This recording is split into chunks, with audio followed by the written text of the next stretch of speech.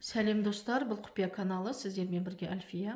Қазір бір керемет техникаменен сіздер таныстырайын деп отырмын, барлығын көрсетіп өтемін. Бұл техниканы айға күнге байланысты емес, любой мезгілде жасай бересіңіз.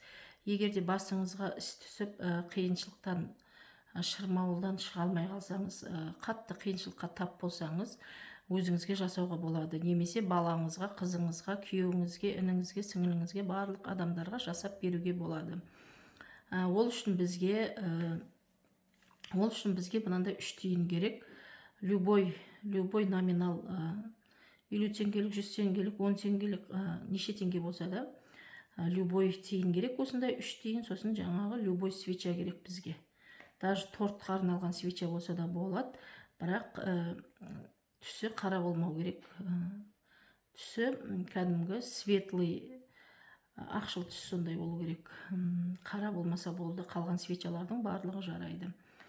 Бірінші, осы мен көрсеткенде қылып, бірінші тиынды мына сол жаққа бір тиын қоясыз, одан кейін оң жаққа бір тиын, одан кейін ортасына осылай бір тиын қоясыз. Осындай треугольник болады. Одан кейін свечаны, ең бірінші свечаның, егер тұрмаса, новый таза свеча алып, астын кішкене жағып, міне тиынге бекітеміз. Бірінші свечаны осылай мына тиынге қоямыз, екінші свечаны мына тиынге қоямыз, үшінші свечаны мына тиынге қоямыз. Қойып болғаннан кейін, бірінші мына свечаны жағамыз.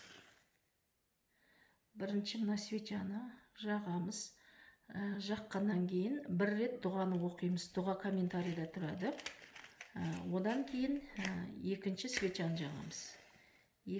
Мына свечаны жағамыз, міне.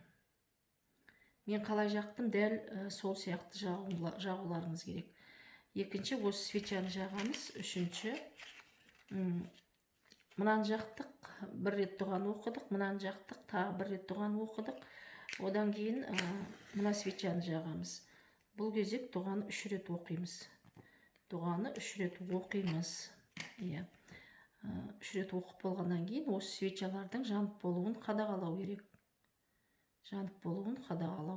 Полностью жанып болу керек.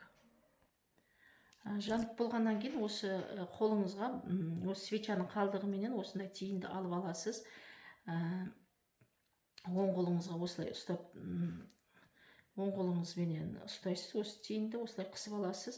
Сосын перекрестік керек сізге, 4 айрығы, жолдың 4 айрығы. Соның қақ ортасына барып, осы тиынды осылай лақтырып кетуіміз керек. Лақтырғаннан кейін, манағы оққан дұғаны тағы бір рет оқисыз. Болды. Одан кейін сізге жаңағы қиыншылықтан құтылатын бір не болады сізге. Қиыншылықтан құтыласыз. Бір шешімі табылады немесе. Достар, сосын мына перекрестікті, мына жолдың айрығынан мына тиынды біреу алса, ол адамға ештеңе қылмайды. Ешқандай ешкімге зияны жоқ. Достар, лайк басуды ұмытып кетпеңіздер, жасап көріңіздер, сәттілік.